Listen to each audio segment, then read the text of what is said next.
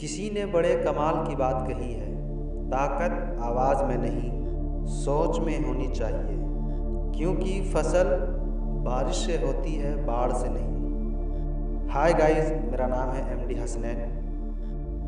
चलिए आज का जो कहानी हम सुनेंगे बहुत ही पावरफुल होगा, और ये कहानी किसने लिखी है मुझे नहीं मालूम, लेकिन ये कहानी बहुत ही कमाल की है। ये कहानी एक महिला की है। वो लिखती है कि मेरी उम्र 50 वर्ष है और मैं ऑफिस में काम करती हूँ और मेरे घुटनों में भी दर्द रहते हैं। बड़ी समस्याएं होती हैं हमको आने जाने में, लेकिन क्या करूँ, घर का प्रॉब्लम, घर का जो कामकाज है उसको आगे बढ़ाने के लिए कमाना तो बहुत ज़रूरी है, क्योंकि मेरे घर में कोई वैसा परिवार नहीं है जो कि काम करे और पैसा ला के घर को संभाल सके। इसलिए मैं ये काम करने के लिए जाती हूँ ऑफिस। एक दिन की बात है, जब मैं ऑफिस से घर के लिए निकली तो हमेशा की तरह जब मैं बस में गई तो वहाँ पे सीट खाली नहीं थी। मैं परेशान हो गई, सोचने लगी कि मैं कैसे जाऊँगी, खड़े खड़े हमको जाना होगा। लेकिन तभी पीछे से एक आवाज़ आती है। जब मैं उस महिला की तरफ देखी तो वो बंजारन थी, गरीब थी, किसान थी, खेतों में काम करने वाली थी, ईंटों में काम करने वाली थी, गारों में काम करने वाली थी। तो मैं उनको बहुत बहुत धन्यवाद की, उनका शुक्रिया अदा किया। साथ ही साथ मैं ऊपर वाले से कह रही थी कि ऐसे भी दुनिया में लोग हैं आजकल, अभी भी ज़िंदा हैं वैसे लोग, इंसानियत वाले लोग अभी भी ज़िंदा हैं। तो मैं ऊपर वाले का भी बहुत बहुत धन्यवाद की।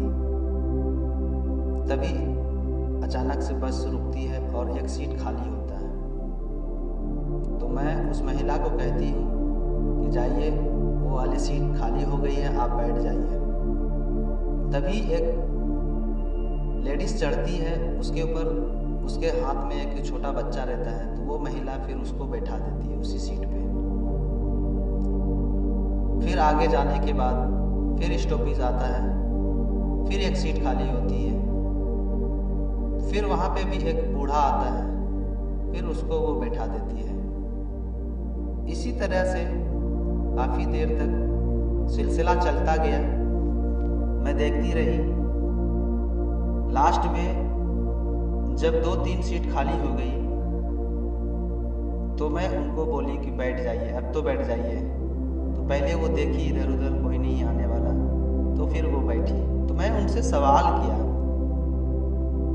आप बताइए क्या बात है जो आप हमको अपने सीट पे बैठा लिए और 2 बार 3 बार सीट खाली भी हुआ, लेकिन आप उस सीट पे क्यों नहीं बैठे, क्या वजह थी? तो उस बंजारन महिला का कहना था कि मैडम, मेरे पास तो कुछ नहीं है देने के लिए, मेरे पास उतना पैसा नहीं है जो मैं दान कर सकूं, किसी का भला कर सकूं। और ये सीट की अगर बात करें तो ये सीट मेरा नहीं है, ये गाड़ी का है। इसे मैं अपने पैकेट से नहीं दे रही हूँ, इसे खरीद के नहीं दे रही हूँ, ये गाड़ी वाले का सीट है। तो मैं ये काम करती हूँ कि जहाँ तक हो सके मैं पुण्य कमा सकूँ, लोगों का दुआएं ले सकूँ, और जिसको जिसको वो महिला बैठाई वो सभी लोग उनका शुक्रिया अदा किया, धन्यवाद किया, दुआएं दी उनको। तो बस मैं ये करती हूँ, दुआएं लेती हूँ, क्योंकि मेरे पास पैसे नहीं है। तो ये काम मैं कर सकती हूँ, ये पुण्य का काम है, इसलिए मैं एक दूसरे का हेल्प करती हूँ, मदद कर देती हूँ। मैं कष्ट में रहती हूँ, कोई दिक्कत नहीं, क्योंकि मैं गरीब हूँ। तो कहने वाला तो ठीक ही कहा है कि पैसा से कोई अमीर नहीं होता है, दिल से अमीर होना चाहिए। जो व्यक्ति दिल से अमीर है, पैसा उसके सामने फीका है पूरा। इसलिए अगर हम एक दूसरे का हेल्प ही करना चाहते हैं, मदद ही करना चाहते हैं, तो ज़रूरी नहीं कि मेरे पास पैसा है तभी हम किसी का हेल्प कर सकते हैं।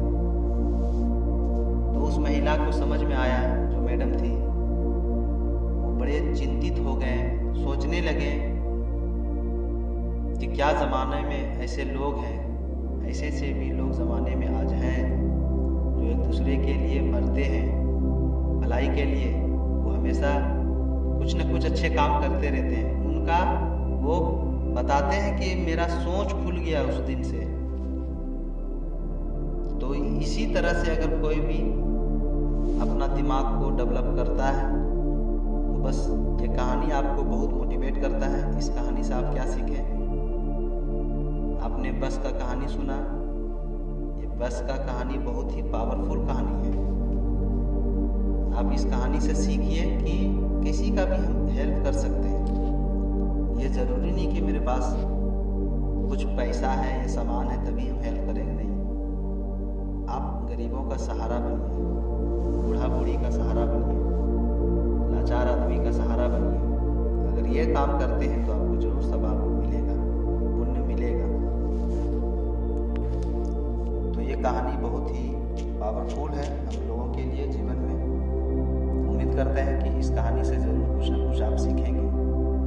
ज़्यादा से ज़्यादा इस वीडियो को शेयर कीजिए, कमेंट कीजिए, लाइक कीजिए। और जो मेरे पहली बार चैनल के ऊपर आए हैं, देखे हैं इस वीडियो को, तो चैनल को सब्सक्राइब कर लीजिए ताकि आपको मैं इसी तरह से वीडियो बना के मोटिवेट करूं और आपका सोच बहुत ही डेवलप हो। मेरा उम्मीद है, आशा है कि आप सभी लोग इस वीडियो को शेयर करेंगे।